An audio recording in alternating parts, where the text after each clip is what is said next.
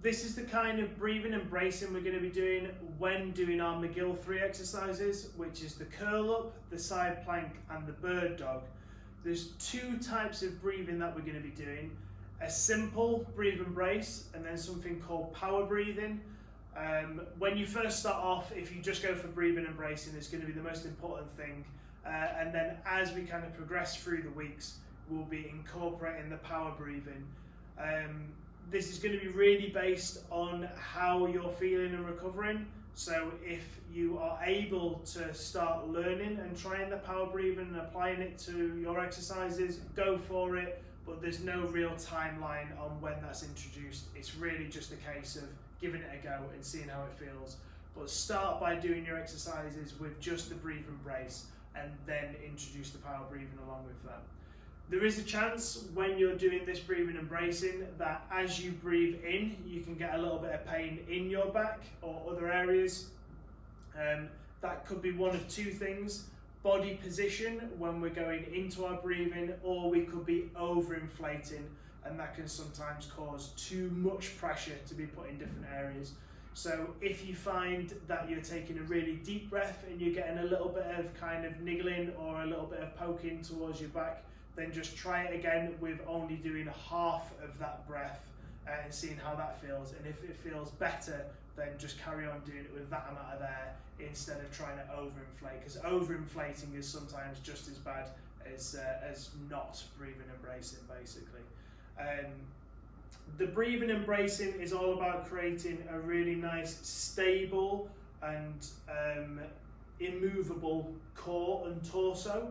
So energy can transfer from kind of upper to lower body, or from at least through the torso with no kinks.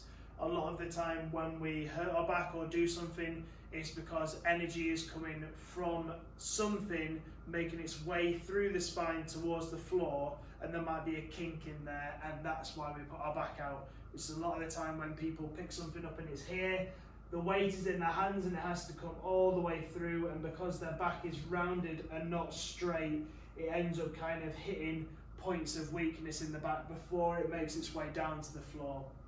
So this breathing and bracing is going to aim at creating a really stable torso so that we're able to brace against our core and against the weights and things that we're moving. It's going to make that transfer of energy a lot smoother, a lot nicer, and keep our back nice and safe. So with this breathing and bracing, the first one is just the simple breathe and brace. The aim is to be breathing and inflating 360 around our kind of torso. So we're not trying to breathe and either lift our chest up, taking a deep breath in like that. If my chest comes up, I've more than likely now got a little round in my lower back, which obviously is then going to open up my core, because when we tense our core, that's when it's more stable or being crunched in. So if I'm open in this position, then everything is loose when I come into my breath. Likewise, we don't want to breathe and overinflate, like we said, which can cause just as much problems as underinflating. But we're not trying to just push our stomach out as we breathe. Hands are going to go just on the outside of our belly button. We're going to just have two fingers and thumb. Thumb's going to go around the back. Two fingers are going to push in towards our stomach. We're going to push in, not super aggressively, but enough that you're pretty aware that your fingers are there, and you might feel a little bit of discomfort. Obviously, it's not meant to feel painful. It's more just you're shoving your fingers into your stomach, so it's not going to feel super great. But we're going to use this as a feedback to make sure that we're inflating in the right place. So from here, when I breathe in, I'm trying to sip air. So I'm going to take a nice, slow, long breath in through my mouth. And as I breathe, I'm trying to inflate and push against my fingers. So I'm letting that air fill up the kind of lower portion of my stomach. I'm trying not to raise my chest or overinflate everywhere. So from here, fingers pushing in, and then as I breathe in, I'm going to sip air. And you can see hopefully how everything's started to expand. Once I've got enough air, again, not breathing until I can't get any more air in, just enough air that I've kind of inflated a little bit, I'm then going to tense my abs. When I tense my abs, my aim is to crunch everything in, but I'm trying not to fold forwards or sideways. I'm trying to still stay in this kind of long torso and just crunch everything. What we've then done is created a lot of intra-abdominal pressure where there's a load of air inside and then we've clamped down on it. This is going to allow us to keep a nice steady torso as we go to move, and it's going to mean that we're braced against a lot of weight. So from here, I'm going to breathe in and then tense.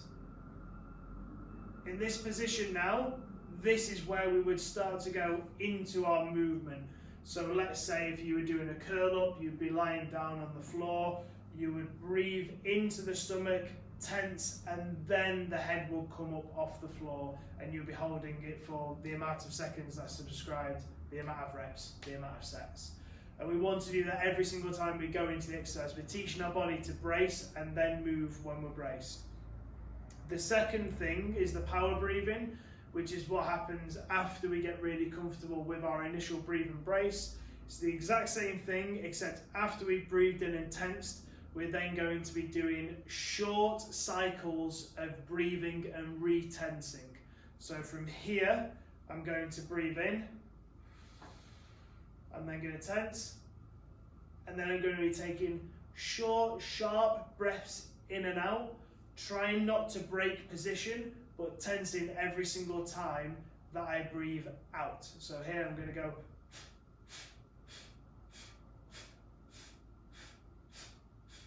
I'm just trying to take a little bit of air in, and then as I breathe out, I tense, tense, tense, tense. And this is going to be a little bit more how kind of, we wouldn't be doing this exact thing as we go through general movements in life, but it's a little bit more akin to kind of how we would move around doing stuff. So when you're going down to pick things up, we'd be in a position where you could bend down and pick something up, and then you could have a little breathe and tense. And obviously, as we go through time, those things are going to turn on, and we won't need to do as much kind of conscious breathing and bracing, because we'll be able to bend over and just tense our stomach and then be able to move objects.